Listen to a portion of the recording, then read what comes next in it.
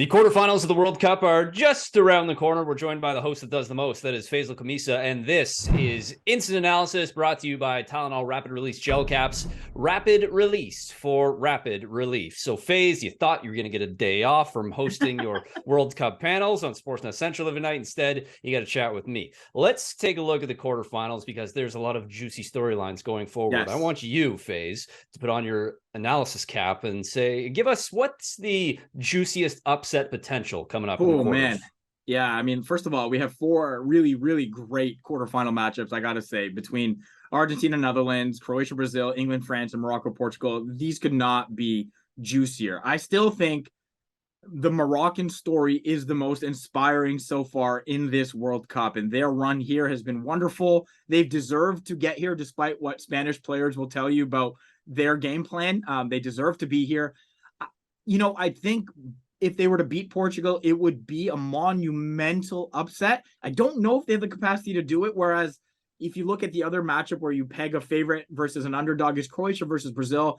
If Croatia were to win, no one would be like, oh my God, what a huge, huge upset, because they made the final 4 years ago. All they reek is experience on this team combined with a couple young studs at the back and up front. And so the Moroccan story to me, if it continues beyond the quarterfinal game, would be one of the best World Cup stories ever. There hasn't been an African team ever in the semifinal of this tournament. If they were to do it, especially against a Portugal side that, while benching Ronaldo, featured a free-flowing team that everyone's been hoping to see for years now.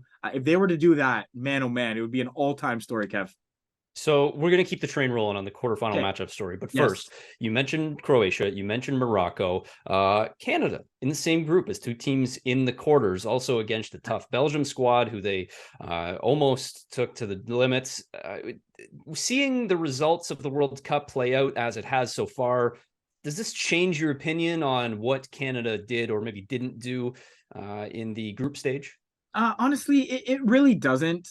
I know people want it to be, and look, I get it. This is how we win, right? So for the only team to score against Morocco was Canada. By the way, it was an own goal, so they didn't really even technically do it. But, sometimes at the World Cup, it's not even who you play, it's when you play them, right? I think if Canada were to play Belgium in the second or third game, they would have been all over them. They would have found that confidence. The nerves would have been out of their system, and things might have been a little bit better. But, I don't want to say Canada has themselves to blame for the pot they were in and how they end up getting selected, but you lose a game against Panama in qualifying, you lose a game against Costa Rica in qualifying after you had done all the hard work. Those wins would have helped elevate you into a pot that would have made for an easier group and an easier time at this World Cup, at least in theory, right? Nothing is easy when it comes to a tournament like this, but on paper it would have been. They were very much in the group of death when it comes to this tournament, given that two of these teams are in the quarterfinal, and it's not even the team many projected would be here, the second-ranked team in the world in Belgium, although FIFA rankings are another thing. So, you know what? Look, I'm not going to be too harsh on Canada, of course. Their demise was very much their own doing, but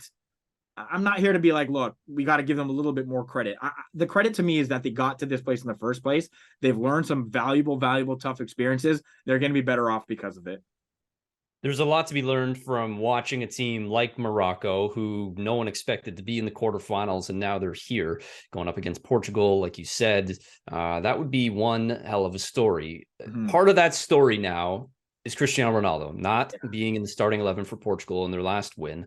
Do we expect him to return to the starting 11, or is it going to be business as usual for the Portuguese? And does that give Morocco an advantage, not seeing Ronaldo?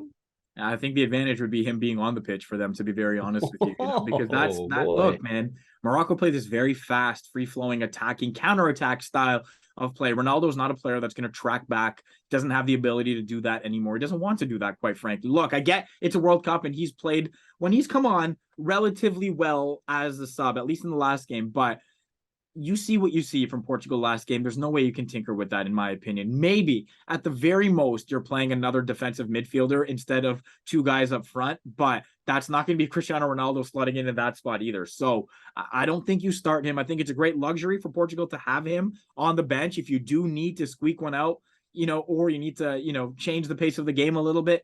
What a treat it'll be to get the all-time men's leading goal scorer to come on the pitch, right? I just don't see him as the same player. And look, I'm a Manchester United fan. I have a Cristiano Ronaldo jersey like 3 feet away from me right here. It's not public viewing anymore because I don't want it to be.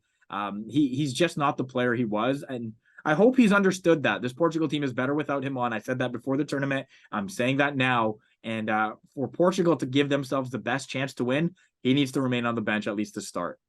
You're a starter in my book every single game, every single day. But lately, there's not much to do. All you've been doing is watching the World Cup. All you've been doing is watching footy. You even posted a TikTok of you just lying there like, what do I do today with no football on? Quickly. I was lying, to be fair. I was very happy, much like Tylenol. Rapid relief is exactly what I needed from this tournament. So I'll take the couple days off.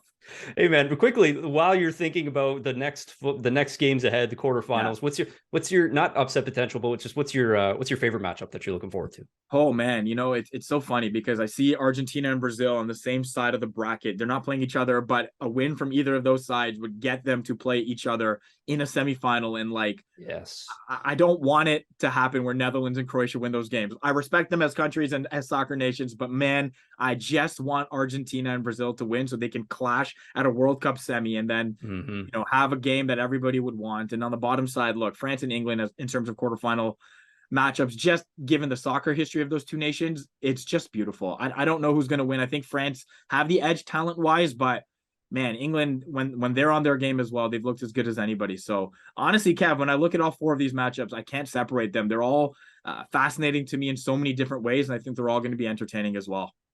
And you, my friend, always entertaining as well with everything you do. Faze, we appreciate this, and we'll keep watching for your World Cup panels every single day. Appreciate this, pal. Of course, man.